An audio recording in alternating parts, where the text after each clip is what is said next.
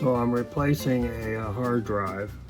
This is the old drive. This is my storage drive for my backup on my computer.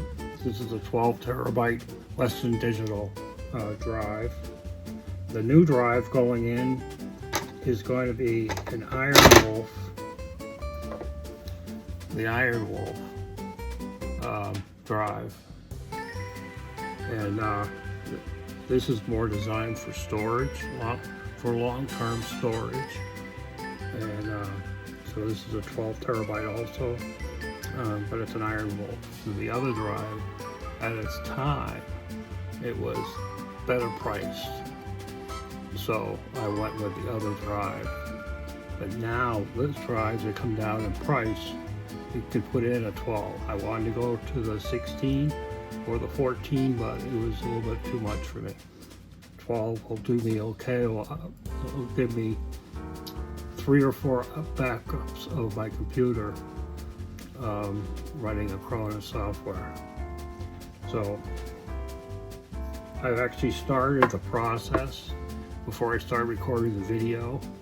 This is an enclosure, and it runs off of a USB-C connector.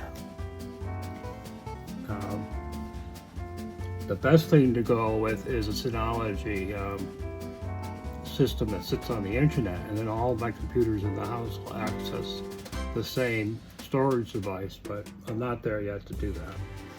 So, plus I can set it up on the internet. What's nice about the internet version is that if I'm away from the house, I can log in on my computer on the internet and access my drive, which would be nice on my laptop. So we're taking out this Western Digital drive. Put it over there for now. You know, the old days drives you had to key, and there would be a set of pins in the drive, which are not here anymore, but there'd be pins that you would have to set up in here to identify which drive it is in the system. So if you had 2 drives, like say in the unit, you'd have drive 1 and drive 2. But now it's all done in software, which is great because you don't have to deal with pins, because they can be awful confusing. So it just drops in here with the connector to the connector that's in the case, the enclosure. The other thing that's nice about the Synology is it's touch swappable. So if you have 2 drives or 4 drives and you have a problem with the drive, you can change out a drive without powering down the NAS. So,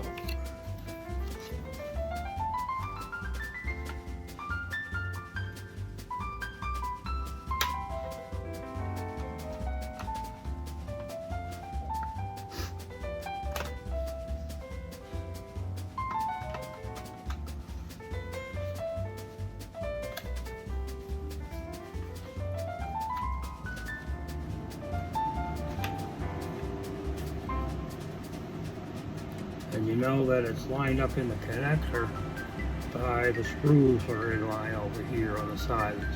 2 screws on both sides, and that holds it in the carriage.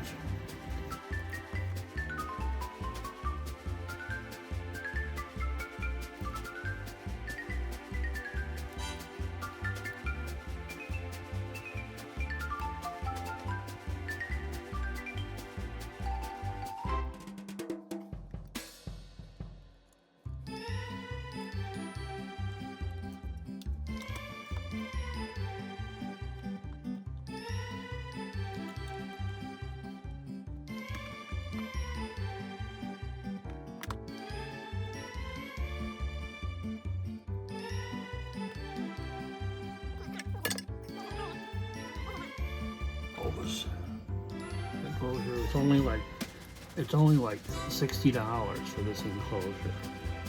So between that and the drive, it's a fairly cheap way to install.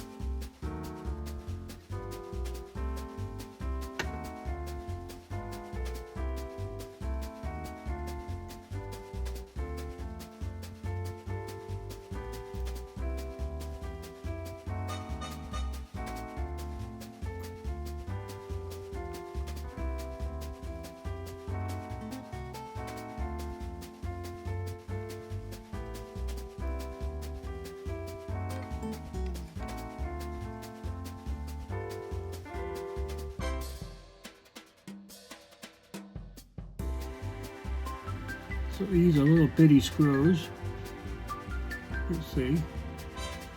So the best way to start a screw, any kind of screw that's going into a pre-threaded hole, even a wood screw, is you turn it counterclockwise first, and the screw will seat in the hole, and then you tighten it. Because otherwise, if it's cross-threaded, you're going to lock up the screw or you're going to strip out the hole. So when you put the screw in any kind of time, even if you're putting up a wall anchor, you back it up in reverse. Nobody talks in clockwise, counterclockwise anymore. But who has clocks? Everything's digital.